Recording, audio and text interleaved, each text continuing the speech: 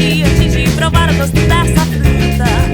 E se você vive sem nunca provar o gosto dessa fruta. Eu me lembro quando eu ouvi a primeira vez o Carne Doce. Eu tava morando em São Paulo, 2013. Eu fiquei tão feliz quando eu ouvi pela primeira vez, sabe? E eu achei assim, poxa, que legal que Goiânia tá surgindo uma coisa agora que não é o stoner rock, né? Que tá indo por outros vias e tal. Eu lembro que tinha aquela música Fruta Elétrica. E eu falei, poxa, que interessante. Até achei uma coisa meio Novos Baianos, assim, um pouco aquela brasilidade, né? Um swing, assim e tal. Quando a gente começou com a banda, com a Carne Doce, eu pensava que a gente estava fazendo meio que a coisa errada, que era difícil ser ouvido. Mas isso sempre me interessou. As letras e artistas que se preocupam com as letras e umas letras mais dedo na ferida e mais políticas. E o que acontece no caso dessas três bandas que você falou, Carne Doce, Bulgarins é bem bacana, porque eu acho que existe uma evolução. Você pegar um show hoje do Carne Doce é uma coisa muito forte. E eu não tenho dúvida que esse crescer deles, eu não tenho dúvida que esse crescer nosso é muito um vendo o outro, assim, sabe? Que não é aquela onda disputinha, tipo assim, vou fazer um show melhor que eles. O Bulgarins é, sem dúvida nenhuma, a banda brasileira hoje que tem mais repercussão internacional, certo? Não tem nenhuma banda que tem uma turnê por várias cidades, do exterior, e eles vão cantando em português. A maior demonstração de propagação do ser é o eco. Com ele meu grito tem força pra derrubar todos os prédios. O bem que eu acho que ele tem muito mais... Ele consegue ter uma visão muito mais sólida de fazer as coisas do que eu, assim. Quando o Bank mandou o som pra um monte de blog ou selo aqui do Brasil, teve gente que respondeu que tinha uma diferença entre lo-fi e mal gravado. Mas, de qualquer forma, a gente sabia que aquelas canções tinham muita potência, assim. A gente não estava preocupado realmente com aquela coisa de gravar bem feito, até porque os estúdios não estavam aí para isso, né? A gente não tinha nenhum dinheiro e nem tinham estúdios para esse tipo de sonoridade, que tinham mais camadas ou que fosse mais viajado. E aí foi essa coisa do Bank mandar esses e-mails, de repente a gente ter essa proposta de um selo americano para lançar a gente. E nisso aí a gente conseguir conversar com qualquer pessoa, meio que tipo assim, pera lá. Eu não preciso tanto de você pra fazer o que eu quero. 6.000 dias, muitos meses, muitas horas, sem parar, sem na iminência do pensamento, pois o momento é quem vai falar. Todo lugar, pô, você vai dar entrevista em São Paulo, o nego fala, mas vocês são de um lugar onde só tem música sertaneja. E eu acho que Goiânia tem uma cena musical independente mais rica do que de São Paulo, do que do Rio, do que de qualquer outra cidade no Brasil. Os shows em Goiânia e a cena em Goiânia sempre tendeu a ser de shows que envolvem muito público, que são muito emocionantes, que a galera fica louca e que a gente sua, bica, sabe? Sempre o máximo, assim, esgotamento. Então eu sempre quis ir por aí. Eu nunca quis ser uma artista que... cantar miudinho. Eu nunca quis fazer as coisas miudinhas, eu sempre quis fazer as coisas muito grandes, assim, pretensiosas mesmo. Eu sempre falo que isso que a gente chama de cena tem a ver principalmente com a história dos festivais aqui em Goiânia, né? Então, nesses 20 e poucos anos, esses festivais têm servido de espaço para as bandas dialogarem, né? Porque a hora você está no palco, a hora você está na plateia e aí você entra nessa dinâmica de instiga uma hora, outra hora você é instigado. Primeira vez que eu fui em algum evento em Goiânia foi no Bananá de 2008. E aí meu foco na música mudou, né, completamente, né. Eu já não queria estar no bar tocando cover, pegando um guardanapo ali com pedido, né. Eu queria fazer o som meu, né. E foi tão rico esse momento do fim dos anos 90 para o início dos anos 2000 que Goiânia foi chamada pela imprensa nacional de Seattle brasileira.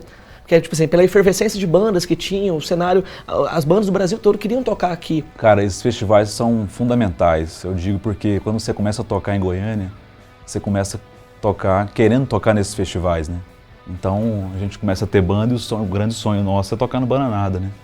Tocar no Goiânia Nós, no Vaca Amarela. E esses festivais, eles eram onde as pessoas diferentes e rejeitadas e que não se sentiam representadas por essa cultura rural e sertaneja de Goiás, onde elas poderiam se expressar, né? Cara, tem muita banda hoje aqui, cara, que canta em português, que fazem músicas legais e que estão saindo daqui de Goiânia, pô, o Carne Doce tá tocando no Brasil inteiro, sacou? A gente fez um show com eles no Rio de Janeiro que foi maravilhoso. Foi lindo, tinham, sei lá, 1000 pessoas no Rio de Janeiro para ver Carne Doce e Bulgarim, sacou? Goiânia tem uma fama muito grande de que o rock aqui é especial, e de que a cena aqui é especial e de que a relação público-artista é especial, assim. Virou uma marca da cidade por aí, as pessoas falam disso. Muita gente fala, nossa, tem muita vontade de ir no Bananada, muita vontade de ir em Goiânia. E é até bonito de ver, né, porque até pouco tempo atrás, o que você ia fazer em Goiânia, né? Eu fico imaginando isso, cara. Imagina, a gente tem um ônibus com, sei lá, 4 artistas desses goianos, sacou? Que estão aí chegando fora e vai tocar nesses... Cara, é sucesso em qualquer lugar que for fazer isso, sacou? É sucesso porque as bandas individualmente estão se dando bem indo nesses lugares, nos grandes centros, e juntos elas provaram que são um potencial muito grande.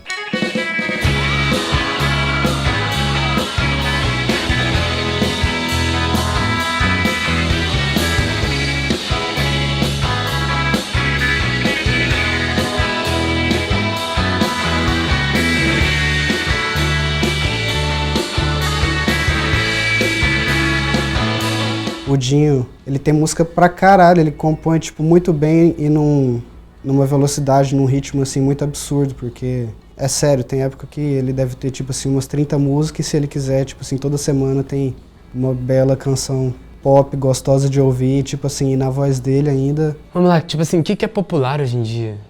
Saca? É umas coisas que... O mainstream, o que é pop hoje em dia, ele é uma dinâmica muito louca, cara. O que é pop hoje em dia é polêmica. O que é pop hoje em dia é outra coisa, não é a música em si. Pra mim é tudo sobre canção mesmo, assim, como a canção é escrita e tudo que a gente faz é meio que pra soar bem, se tocar numa rodinha de violão mesmo. Como você falou, tem essa parte da veneração da Salma, né, que é uma figura muito forte no palco, né? A performance dela é incrível, assim, e realmente as pessoas se sentem encantadas mesmo naquele momento ali, sabe? Tem momentos que eu sinto que as letras nem são tão importantes do que o que eu faço com o meu corpo nos shows, assim, do que a força que eu coloco ali, o descarrego que eu coloco no palco, que é uma coisa que foi conquistada, assim, eu não comecei tocando em banda já com essa segurança e com essa desenvoltura, assim, eu era extremamente tímida e não sabia o que fazer com o meu corpo, assim. Mas, inclusive, para vencer essa timidez, eu comecei a ficar cada vez mais extrovertida, mais louca, e a dançar com cada vez mais força, e a cantar com cada vez mais segurança, e encarnando esse personagem que é muito forte, assim, que é, inclusive, uma outra pessoa. Eu mesma... eu sei que aquilo dali é uma outra pessoa. E as pessoas ficam fascinadas por isso, assim, por ver uma mulher tão solta, e às vezes tão provocando, e falando, vem me fuder, e umas coisas, assim... que a gente não fala, simplesmente. Você só quer fazer bem, mas eu não. Vai me fuder, vai me fazer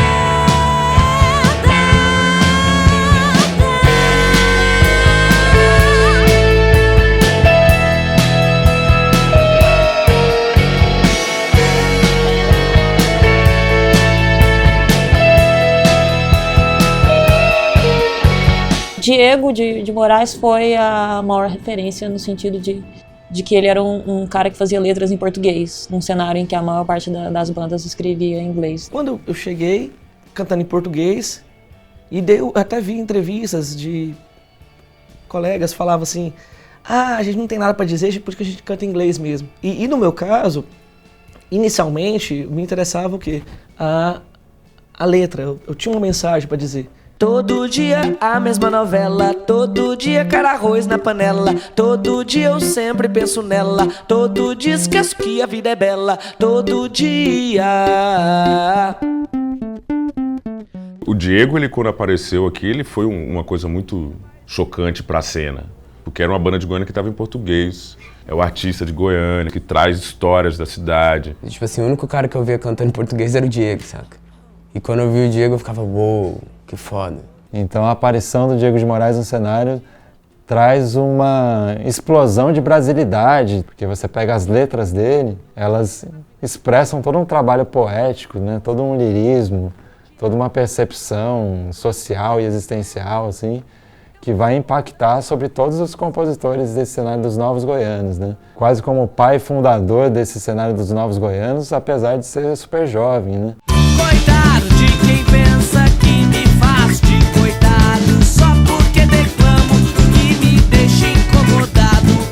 Não falo só de mim, não é um grito solitário, mas eu não sou um líder, mas também não sou otário. Sou mais eu, sou mais eu, sou mais eu, sou mais eu. E na época, e foi uma época, inclusive, eu circulei muito pelos festivais independentes do país todo. Os shows do Diego de Moraes Sindicato eram shows assim que tinha uma performance, uma provocação, dava muita galera, assim, sabe, que acompanhava aquele trabalho e tal. Depois a banda acabou, né? Depois eu fui para São Paulo, minha vida tomou outros rumos, aconteceu várias coisas e tal. Morri.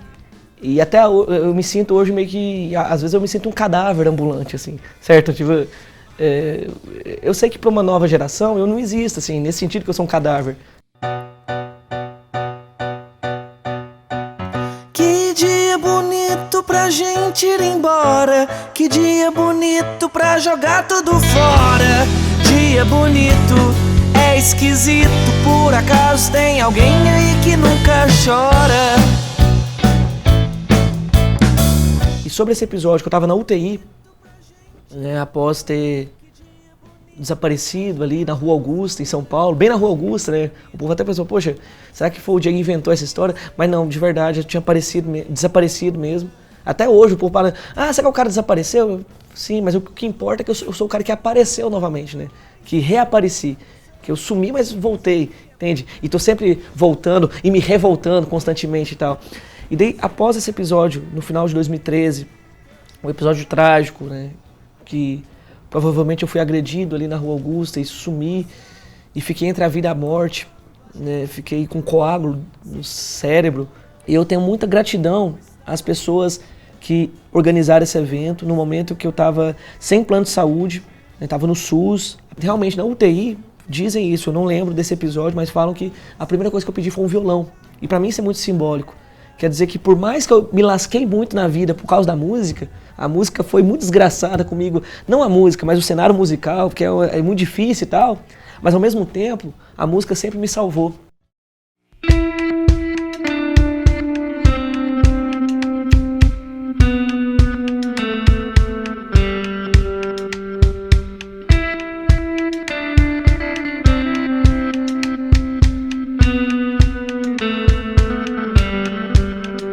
Faz a gente querer entrar, eu acho que na maioria das vezes é esse sonho mesmo, assim, né?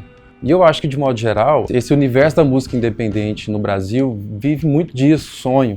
Talvez não seja muito saudável se ter uma expectativa, assim, de, nossa, eu quero viver de música, assim, embora seja um sonho, né, assim. É um sonho, era um sonho, assim, em algum ponto foi, mas era muito mais do que isso até, assim, era uma impossibilidade, né, assim, você nunca...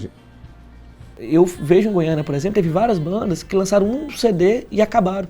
Isso é uma coisa que pode ser investigada. Inclusive o Diego Sindicato. O Diego Sindicato é uma das bandas que teve toda uma trajetória, tocamos, e tal. Lançamos o CD, paf! Depois a banda acabou por N motivos, mas um deles envolve essa questão, né, da banda muitas vezes não ser lucrativa, e não só lucrativa, muitas vezes gerar despesa, porque é caro você ter uma banda. Tem muita banda que passou por esse processo e reclamou, fala, toquei no Brasil inteiro, mas paguei pra tocar no Brasil. Isso nunca fez sentido, sabe? Porque já é uma batalha pra você sobreviver só como artista. Mas aí precisa desse desprendimento, tanto com aquilo que você acha que é a sua arte, e tanto com o consumo mesmo, conforto. Ok, o artista tem que ser igual ao pedreiro, assim, ele tem que pegar a mão na massa, hoje mais do que nunca, porque hoje o artista tem que saber, ele tem que fazer o marketing dele, tem que cuidar das redes sociais, tem que fazer o merchandising, tem que fazer o show, montar a banquinha ali e tudo. Então o artista ele tem que estar em várias frentes, a banda tem que estar unida e pensando em tudo, né? E se a gente consegue hoje ser uma banda que toca muito fora do Brasil, eu acho que é graças ao que os outros artistas fizeram durante todos esses anos também, pela música brasileira, sacou? Porque a gente chega lá e a galera conhece sobre música brasileira pra caralho. E que isso mostra pra gente como que a nossa música é rica pra caralho, sacou? E que uma das coisas que a gente mais tem, que a gente mais exporta e que é mais valorizado lá fora e que poucas pessoas às vezes sabem, é a música, sacou? Não é o futebol, não é, sacou, o petróleo, não é nada disso, é a música, cara. Eu não vivo de música, eu vivo a música. A música é parte da minha vida, eu respiro, transpiro, música, estou sempre ouvindo, sabe? Minha vida, tudo na minha vida vira música, assim, tipo, pode virar música, né? Eu estou sempre produzindo e tal, mas eu não vivo de música. Hoje eu sou um professor, então nesse sentido eu sou um músico amador. Amador no sentido literal da palavra. Amador porque faz porque ama. Mas se a gente puder unir as duas coisas, o amor e o profissionalismo, a gente vai ter cada vez mais qualidade pro público, pra música, a gente vai ter cada vez mais condição de gerar coisas boas, criativas, sabe? Ter uma cena efervescente, realmente, certo? Não só em eventos esporádicos.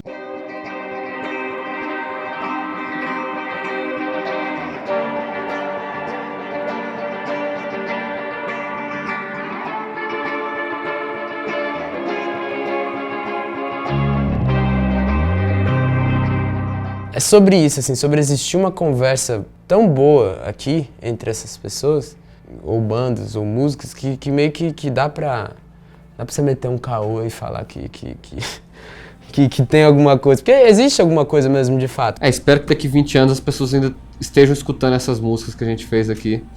E se sim, aí sim vai poder falar que era um movimento, né? Agora sim, falar que é um movimento é pretensão demais. E talvez, não sei se a gente tem o direito ou se a gente merece esse título de Novos Goianos. Eu acho muito forte. Mas eu acho bonito também, acho bom. Não é ruim, não. Ainda dá pra eu cortar amanhã.